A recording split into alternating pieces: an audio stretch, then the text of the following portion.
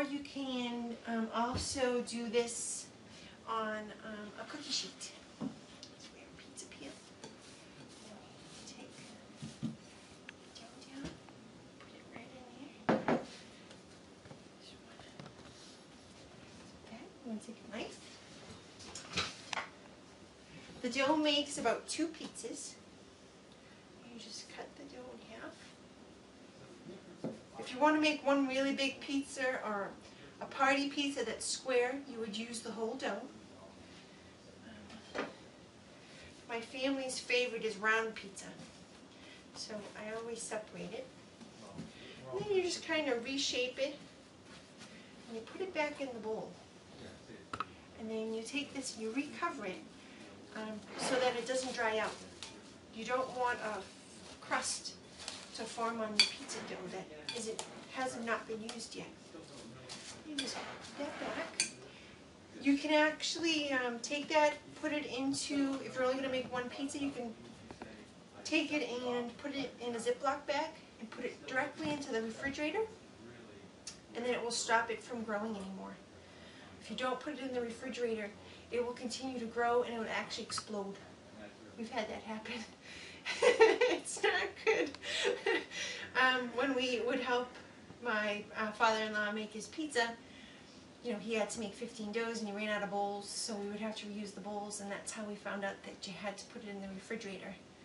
Because all of a sudden in his dining room table, explosions started to happen, and he had pizza dough like oozing out of the bags. So now your dough is ready for shaping. So all you do is you flatten it out a little bit, and then you take the palm of your hand and you just squish. You just kind of work out the dough. And that's so that you can get an even pizza crust. And you just keep doing it until you have the size of the pizza that you want. You can also take it and turn it over and do it on this side. And then to make it a little rounder, you can take your thumbs and you pull. And just keep turning. But see how nice and elastic the pizza dough is?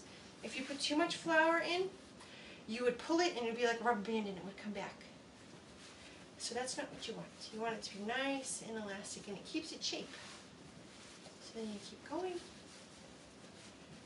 Okay. And then once you have it the size that you want it, you put it on the peel, but we need something first. Hold on. At the bottom of the peel, so that it doesn't stick. If you forget this, you'll never get the pizza off the peel. It will stay permanently and end up all over the bottom of your stove. And you have to be careful not to make any holes in the pizza, because the water will actually form a glue with the flour that's on the bottom of the pizza, and it will stick to the peel. Okay. Just want to fold it in half, bring it over. It's okay, you can reshape it again on the peel. Nice round little pizza. Then you want to make sure that the sauce that you have is something that you like, and you don't want it to be too thick. You want it to be kind of like a marinara sauce. Pour it on. Good. Just want to get a spoon. Bread, put it on to the edges.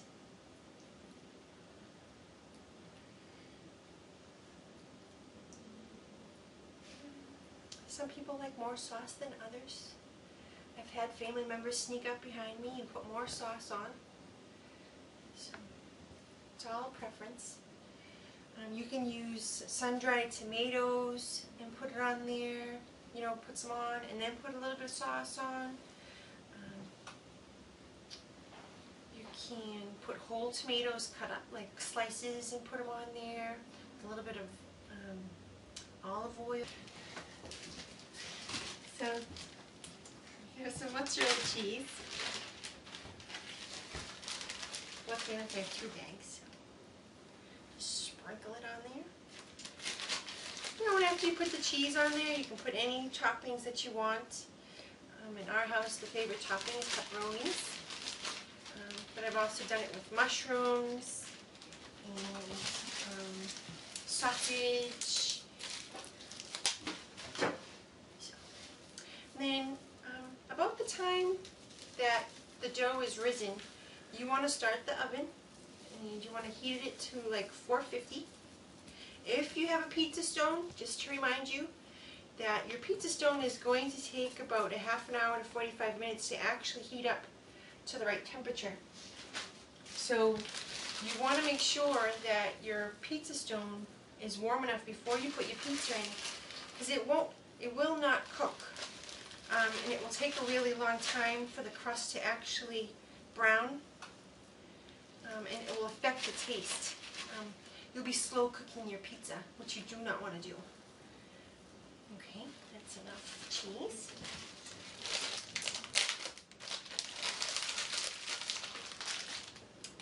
Put it on the other side. And then once the pizza is in the oven, you want to cook it about 12 to 15 minutes. Might be a little bit longer. It all depends about your stove.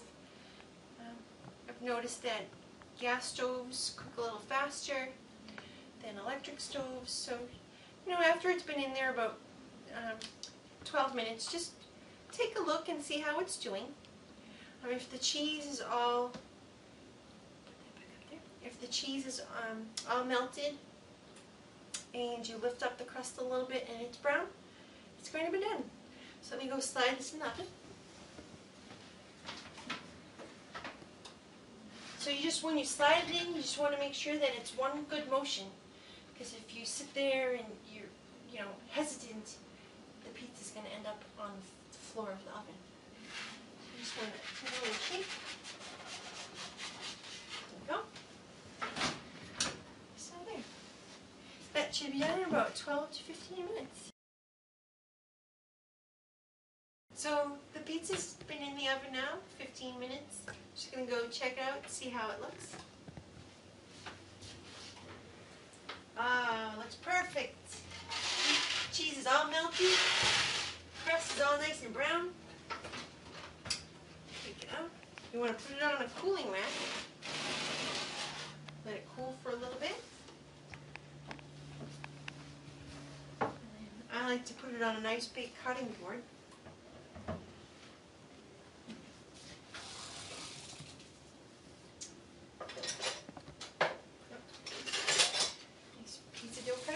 If you don't have a pizza dough cutter, you can just use a nice big knife and cut it sideways into how many pie pieces you want.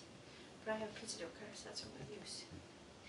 So then, after it cools for about 5 minutes, you just want to let it cool so that the cheese sets a little bit. Because if you cut it before then, the cheese will run off the pizza, and you'll just have dough and no cheese.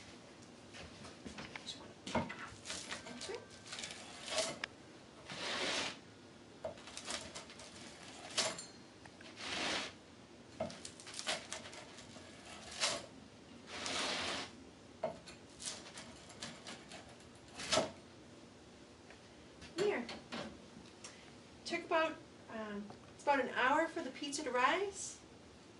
Another 15 minutes to put out the pizza.